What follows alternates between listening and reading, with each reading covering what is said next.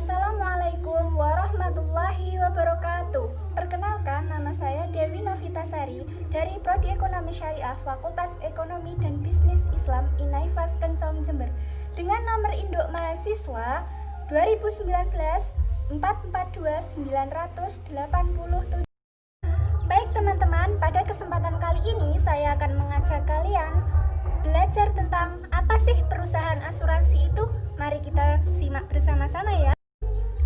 Perusahaan asuransi adalah suatu lembaga yang menyediakan segala macam polis asuransi yang dapat melindungi seseorang atau nasabah yang bergabung dengannya dari berbagai macam resiko dengan memegang sejumlah polis asuransi. Prinsip-prinsip asuransi yang pertama itu ada insurable interest, yaitu prinsip ini bisa diartikan bahwa seseorang hanya diperbolehkan mengansurasikan sesuatu yang memiliki hubungan dengan ekonomi dan diakui secara hukum. Yang kedua itu ada utmost good faith. Arti dari prinsip ini ialah baik pemegang polis maupun perusahaan asuransi harus beritikat baik dalam melakukan perikatan. Itikat baik di sini diartikan sebagai mengungkapkan informasi secara detail dan akurat. Dan yang ketiga yaitu ada indemnity. Prinsip ini menegaskan manfaat asuransi bagi pemegang polis. Jadi asuransi berfungsi mengembalikan posisi keuangan nasabah jika terjadi suatu resiko ke posisi sebelum terjadi ke resiko. Yang keempat yaitu subrogation. Prinsip ini berarti perusahaan asuransi sebagai penanggung resiko mengambil posisi tertanggung dalam menuntut ganti rugi jika terjadi resiko. Yang kelima yaitu ada contribution. Prinsip ini berlaku untuk satu objek yang diasuransikan ke lebih dari satu perusahaan.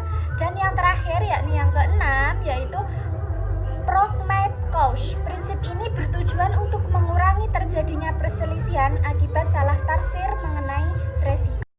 Assalamualaikum warahmatullahi wabarakatuh. Di sini saya sebagai pemateri kedua akan melanjutkan materi tentang penggolongan asuransi.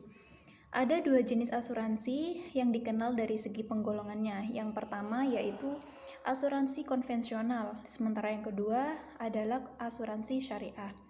Banyak orang yang sudah mengerti mengenai asuransi konvensional, sebab jenis inilah yang pertama kali muncul untuk menjadi pengalih risiko yang mungkin timbul kepada tertanggung. Sementara itu, asuransi syariah dibuat untuk mengakomodasi keperluan penjaminan terhadap risiko dengan nilai-nilai yang lebih syar'i. Menurut Dewan Syariah Nasional (MUI), asuransi syariah mengandung arti usaha untuk saling melindungi di antara sejumlah pihak melalui dana investasi dalam bentuk aset yang disepakati sebagai akad atau ketentuan yang lebih sesuai dengan syariat Islam. Selanjutnya tentang polis asuransi. Polis asuransi merupakan sebuah bukti perjanjian tertulis yang dilakukan oleh pihak perusahaan asuransi atau penanggung dengan nasabah pengguna layanan asuransi atau tertanggung, yang isinya menjelaskan segala hak dan kewajiban antara kedua belah pihak tersebut. Polis asuransi akan menjadi bukti tertulis yang sah dalam perjanjian yang dilakukan oleh penanggung dan pihak tertanggung. Selanjutnya, tentang pengaturan perasuransian di Indonesia. Undang-Undang Nomor 40 Tahun 2014 tentang perasuransian mengatur tentang yang pertama yaitu ruang lingkup usaha perasuransian, yaitu seperti bentuk badan hukum dan kepemilikan. Kemudian perusahaan perasuransian seperti perizinan usaha, penyelenggara usaha.